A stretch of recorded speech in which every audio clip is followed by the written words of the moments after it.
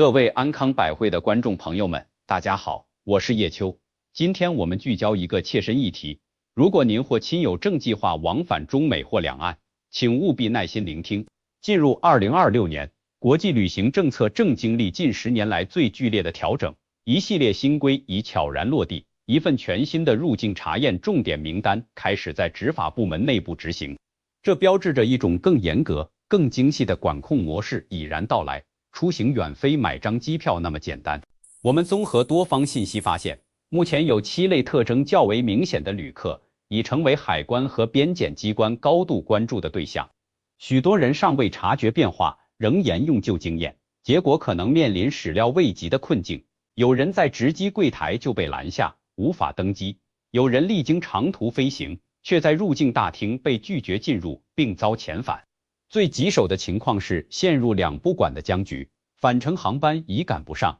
目的地的大门又紧闭，瞬间进退失据，焦虑无助。这些情况绝非危言耸听，而是正在发生的现实。政策变化的速度远超想象，每一步都可能暗藏变数。因此，充分的事前准备与信息核实，比以往任何时候都更为关键。在具体剖析这7类人群之前，叶秋恳请您动手指，为视频点个赞，并关注安康百汇频道。您的每一次支持都是我持续搜集、核实、整理这些重要信息的最大动力。若您身边有亲友正规划跨太平洋旅程，也请将本期内容分享给他们。在这个瞬息万变的时代，多掌握一份信息，就多一份安稳，少一个风险。感谢大家的收看，我们接下来将深入梳理相关细节。咱们首先要聊的这第一类人是关于身份状态的问题。那些已经取得了外国国籍，比如美国护照，但内心深处还存着一丝侥幸，没有主动处理好国内户籍身份的朋友们。这个话题在华人圈里讨论了不是1天2天了，但到了2026年，它已经从过去那种可能存在的模糊地带、监管缝隙，变成了一条清晰明确、碰不得的高压线。原因大家应该都明白，根据中国的国籍法，中国是不承认中国公民具有双重国籍的。过去可能因为技术手段有限，数据库没有完全联网共享，或者人工核查时难免有疏忽，不少朋友在入籍他国后，并没有及时回到国内原户籍地办理户口注销手续，身份证、户口本都还完好的保留着，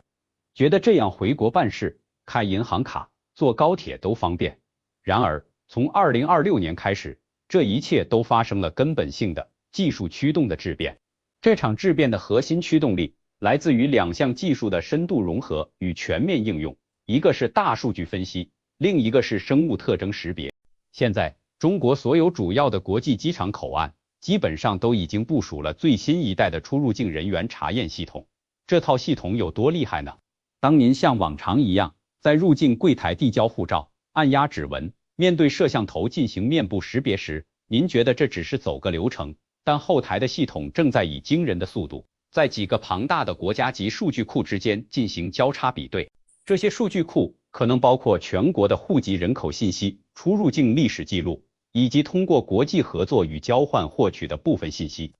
如果您在申请美国护照时，按照要求录入过您的指纹和面部影像，而中国的户籍数据库里依然保留着您作为中国公民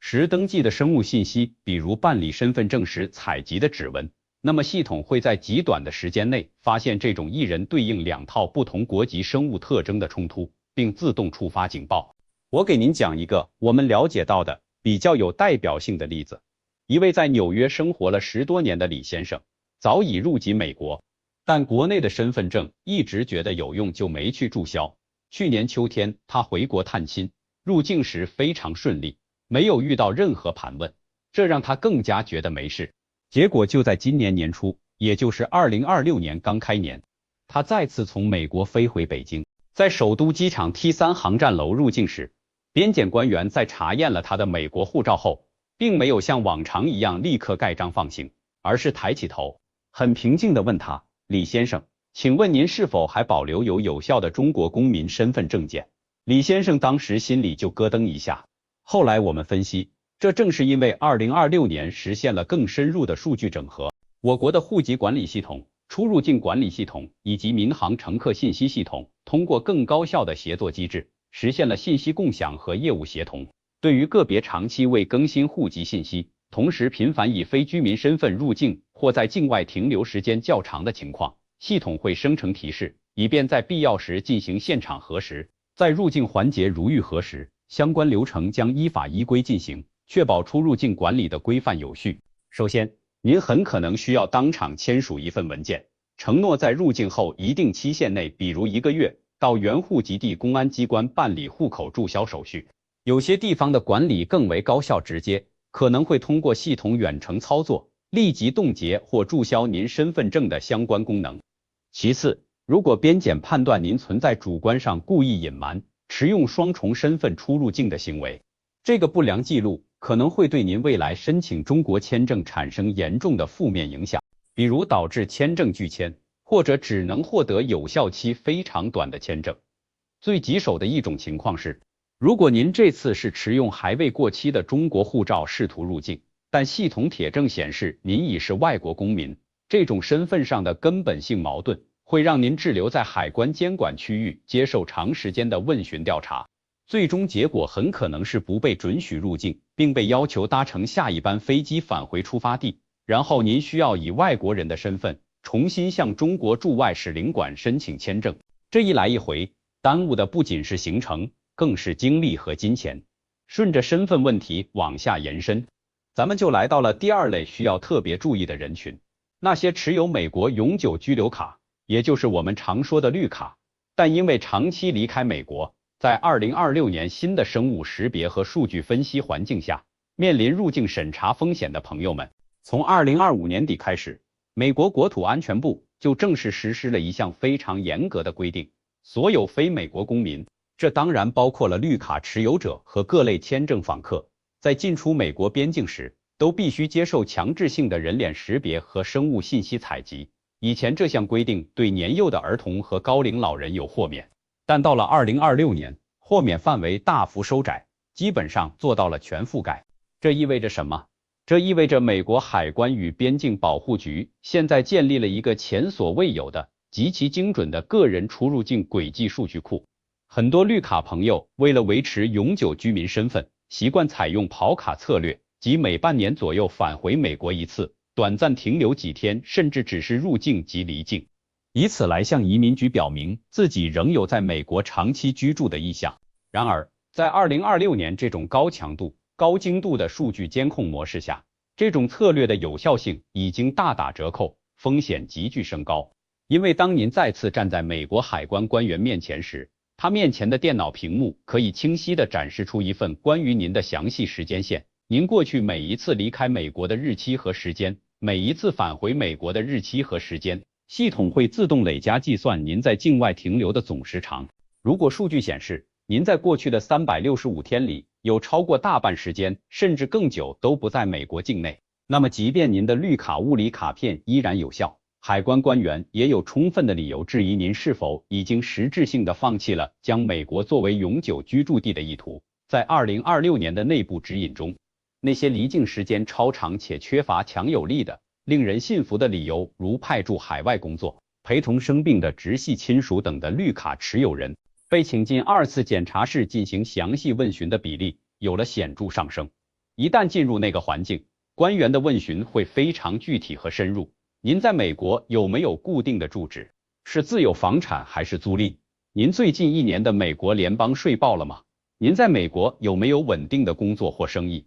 您的配偶、子女是否在美国生活？如果您对这些问题的回答含糊其辞，或者提供的证据如租房合同、税单不足以支撑您与美国的紧密联系，官员就可能判定您只是在刷绿卡，以保留身份。他们有权启动程序，扣押您的绿卡，并签发上庭通知，由移民法官来最终决定您的去留。所以说，很多人回不去美国的隐患，在他们上次轻松离境时，就已经被大数据系统默默的记录并评估了。接下来我们谈谈第3类人，这类问题涉及到我们华人都非常关注的财务领域和税务合规性。到了2026年，随着中国金税4期系统的全面深化应用，以及全球范围内的共同申报准则， CRS 金融账户信息自动交换机制运行得更加成熟，对于个人跨境资金流动的审查已经远远超出了税务局的范畴，直接延伸并渗透到了机场海关的执法环节中。以前我们回国可能会习惯性的随身携带一些现金，觉得用起来方便，或者通过一些非正式的熟人之间的渠道进行小额换汇，觉得数额不大就没什么问题。但现在海关对于旅客随身携带现金出入境，特别是大额现金的查验力度和精准度是前所未有的。根据2026年中美双方海关发布的最新执法重点，两国都加强了对异常大额现金流动的监控和打击。如果您在通过海关时被查出随身携带了超过1万美元现金或等值其他货币而没有依法申报，那么事情的严重性就升级了。在过去，这可能仅仅是面临现金被暂时扣押、罚款了事的后果，但在2026年的环境下，这很可能直接导致您被拒绝入境。海关官员会顺藤摸瓜，深入追问这笔资金的来源、用途，并且有权启动与税务部门的联动核查，查验您在中美两国的纳税记录是否清晰、连续、合规。特别是一些在海外经营生意、涉及跨境贸易的华人朋友，如果您的名字因为某些复杂的资金往来出现在了金融监管或税务部门的关注名单上，那么很可能在您办理值机手续时，预警信息就已经同步到了边检人员的操作终端。许多华人朋友在国内可能还保留着银行账户，有房产出租，这些都会产生收入。如果这些海外资产产生的收入没有按照美国税法的要求进行申报，如 FBAR 8938表，或者在国内没有依法缴纳相应的个人所得税，那么在2026年这种日益深化的国际税务信息交换与协作机制下，这些情况被发现的概率大大增加。我听说过这样一个案例，一位华人朋友因为在国内出售了一套房产，获得了一笔不小的资金，并试图通过分拆、携带现金等方式带出境，结果在出境安检时被查出，海关要求他出示这笔售房款的完税证明以及资金来源的合法性说明。由于他无法当场提供清晰完整的证据链，导致行程被耽搁，并接受了进一步的调查。在机场因为财务税务问题被拦截，往往比单纯的证件问题更复杂，更难快速解决，因为它牵涉到专业的法律和税务知识，需要准备的材料繁多，不是现场几句话就能解释清楚的。第四类容易被大家忽视，但实则风险很高的人群，是那些在国内有不良信用记录，或者牵涉进民事、经济纠纷尚未了结的朋友。大家可能对失信被执行人名单有所耳闻，但在2026年，被限制出境的人员范围有所扩大，而且执行手段更加智能、高效和联动。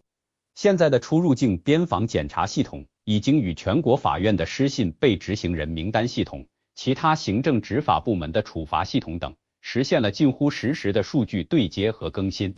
这意味着，如果您在中国国内有未履行完毕的法院判决，比如债务纠纷、合同违约赔偿，有正在审理中且您被采取限制出境措施的经济案件，或者甚至是因为某些行政违法行为，如重大交通违法未处理、大额行政罚款未缴纳被相关部门提请编控，那么您的个人信息就会被录入限制出境名单。这类人群最常遭遇的尴尬是，入境中国时往往非常顺利，因为限制主要是针对出境，但当您在国内处理完事务，准备返回海外居住地时，在出境边检口会被工作人员拦下，告知您已被限制出境，无法放行。这种打击对海外华人来说尤为沉重，因为您的事业基础、家庭生活、子女教育都在国外，却被国内一桩可能早已遗忘或觉得无关紧要的旧事所在国内动弹不得，那种焦急和无奈是难以言表的。在2026年，我们观察到，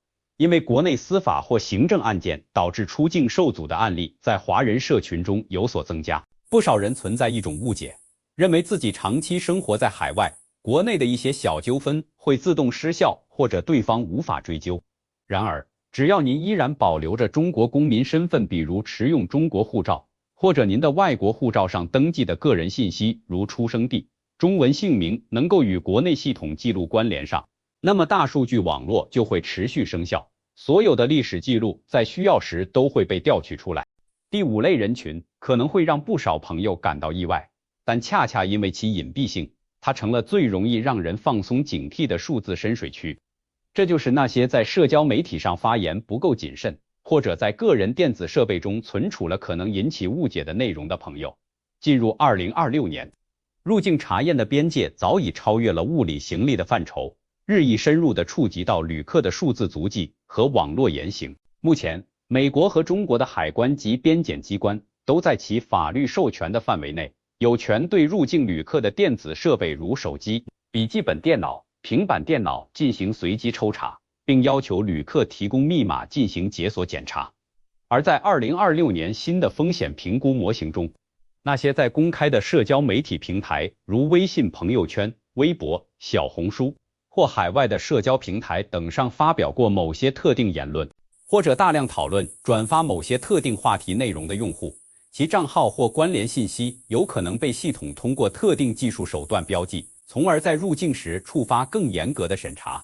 现代的内容审核和语义分析 AI 技术已经非常先进，您在网络空间的公开言论，甚至在某些群组聊天中被采集到的关键词，都有可能成为入境时被详细盘问的由头。例如，有些留学生可能在微信群聊中讨论课业压力，或者有人在网络论坛上咨询、讨论各类信息。这些聊天记录或浏览历史，一旦在海关检查手机时被翻出，即便您手持合法有效的签证，边检官员也可以依据相关法律法规，对您的入境目的进行更详细的质询。更值得注意的是，从2026年开始，部分国家的边境管理系统正在探索引入更复杂的分析模型。如果您在社交媒体上的发言表现出极端情绪、激烈立场，或频繁卷入特定社会议题的争论，这些数字行为特征也可能被系统捕捉，从而在后台为您生成一个较高的风险评分，导致您在入境关卡面临更耗时、更细致的检查。我记得有这样一个案例，一位持 B1、B2 商务旅游签证频繁入境的华人，因其手机浏览器历史中存有大量研究美国社会福利制度以及各种生活攻略的网页，在入境时被海关官员询问其在美国的财务状况和入境真实目的。虽然最终被放行，但留下了不愉快的记录。因此，叶秋在此郑重提醒，在计划跨国旅行前，花些时间对个人电子设备进行一番整理，清理可能引起误会的敏感信息或聊天记录，在当下的环境中是一种非常必要的自我保护措施。接下来要谈的第6类人，是在2026年两国移民管理部门都加大审查力度的对象，即那些涉嫌签证申请材料与实际状况不符的参与者。这主要针对的是持有 F1 学生签证、H-1B 工作签证等，但其实际状况与向官方申报并获批的申请材料存在差异的人士。过去几年，相关清查行动已有时有发生，到了2026年，这类审查已趋于常态化和精准化，并且将审查关口前移到了入境口岸。对于留学生而言，如果您就读的学校被列入海关的审查名单，或者您的学业记录显示您长期不参加面授课，出勤率极低，那么在2026年入境美国时，您极有可能面临严格的当场质询。边检官员可能会要求您出示最新的课程注册证明、学费缴纳收据，甚至当场询问您所学专业的基础问题，以验证您是否真实在校学习。如果您无法流利回答，或被发现您大部分时间并非在校学习，而是在其他地方从事与学业无关的活动，您的学生身份可能会受到影响。对于 H-1B 工作签证持有者，2026年的审查重点强调工作地点与申请材料的一致性。如果您的工作方式是远程办公，您必须能够合理解释您的居住地点与备案的工作地点之间的关系。海关官员现在有更便捷的渠道，快速核验您的工资支付记录、税单地址等信息。如果发现您实际长期居住地与备案的工作地点毫无关联，且无法提供合理解释，这可能被认定为材料不符，属于移民管理关注的行为。不少人在入境时因为随口回答的居住信息与系统记录不符，从而引发深入调查，导致行程受阻。第7类，也是我们需要警惕的最后一种情况，涉及到携带物品的合规性。这里指的违禁品在2026年的定义更为广泛，它不仅包括毒品、枪支等传统违禁物，更延伸至高价值且受出口管制的高科技产品、特定生物制品以及超量的个人药品。随着全球科技竞争加剧，2026年，美国对某些高端技术产品的出口管制空前严格，例如一些最新型号的高性能计算芯片、特定软件或高端实验室设备零部件，如果没有事先从美国商务部获得出口许可证，私自携带或邮寄出境，一旦在机场被扫描发现，不仅物品会被没收，携带者还可能面临严厉的行政处罚甚至刑事指控。对于返回中国的旅客，中国海关对入境物品的查验，特别是对动植物产品如肉制品、新鲜水果、种子、种苗和特殊生物制剂，如未经中国药监部门批准上市的特定生物制品的检查，采用了更先进的检测设备，准确率极高。